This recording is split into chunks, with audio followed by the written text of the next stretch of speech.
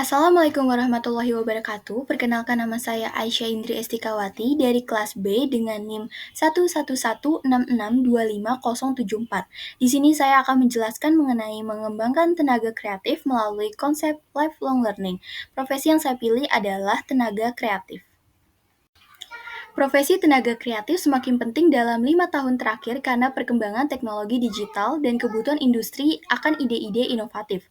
Menurut Creative Workforce Scoping Study, tenaga kreatif mencakup pekerja yang bergerak di bidang ide, desain, seni, media, produksi, hingga komunikasi dan pemasaran. Mereka tidak hanya menghasilkan karya yang bernilai estetik, tapi juga berperan dalam menciptakan solusi baru yang relevan dengan perkembangan zaman. Keberadaan tenaga kreatif sangat dibutuhkan karena kreativitas menjadi keterampilan inti yang tidak bisa digantikan oleh mesin maupun AI. Profesi ini mendorong lahirnya inovasi, meningkatkan daya saing, serta mendukung pertumbuhan ekonomi kreatif. Oleh sebab itu, tenaga kreatif harus terus belajar dan beradaptasi melalui pembelajaran sepanjang hayat, agar tetap relevan, mampu menghadapi tantangan global, serta memberikan dampak positif bagi masyarakat. Tantangan di masa depan yang pertama ada perkembangan teknologi dan AI. Tenaga kreatif harus mampu menonjolkan ide dan inovasi yang tidak bisa digantikan mesin. Yang kedua, keterampilan digital. Tenaga kreatif dituntut untuk menguasai teknologi, perangkat lunak, dan platform digital agar tetap relevan dan mampu menjangkau pasar yang lebih luas. Yang ketiga, ada persaingan yang ketat. Banyaknya kreator baru menjadikan kompetensi semakin padat, baik di tingkat lokal maupun global. Yang terakhir, ada perubahan tren industri. Dinamika industri yang bergerak cepat menuntut tenaga kreatif untuk selalu adaptif dan peka terhadap kebutuhan pasar yang terus berubah-ubah. Di sini ada roadmap reskilling dan upskilling di hard skill.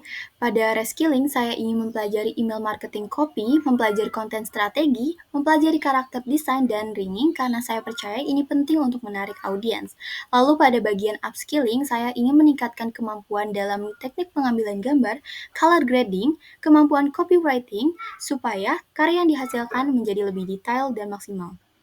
Lalu ada roadmap reskilling dan upskilling di soft skill. Di reskilling, saya ingin mempelajari analisis data konten, tren digital, melatih diri untuk menggunakan tools-tools terbaru, lalu mempelajari cara memahami kebutuhan audiens dan klien.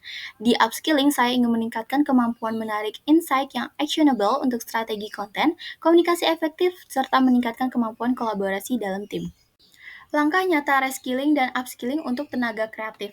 Di reskilling, saya menguasai dasar-dasar konten strategi, teknik copywriting, serta pemahaman tren digital untuk menarik audiens. Lalu di upskilling, saya membuat konten kreatif sesuai dengan tren dan inovasi agar tetap relevan dengan perkembangan zaman. Lalu di aksi konkret, saya akan mengikuti kursus online, workshop digital marketing, dan pelatihan desain grafis, serta tergabung dalam komunitas kreatif untuk latihan proyek bersama.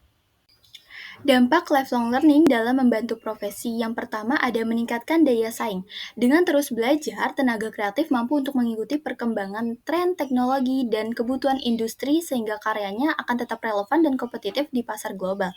Lalu kedua ada mengasah inovasi dan kreativitas. Pembelajaran sepanjang hayat memberikan ruang untuk mengeksplor ide baru, memperluas wawasan, serta melatih kemampuan berinovasi dalam menghasilkan karya yang unik. Yang ketiga, pengembangan keterampilan multidisiplin. Melalui pembelajaran berkelanjutan, tenaga kreatif dapat menguasai berbagai keterampilan tambahan seperti manajemen proyek, pemasaran digital, hingga analisis data.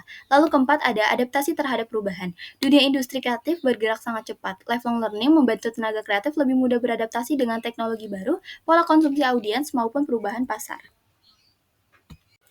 Dampak lifelong learning dalam membantu masyarakat. Yang pertama ada meningkatkan kualitas SDM. Masyarakat menjadi lebih terampil, berpengetahuan, dan siap menghadapi perubahan zaman.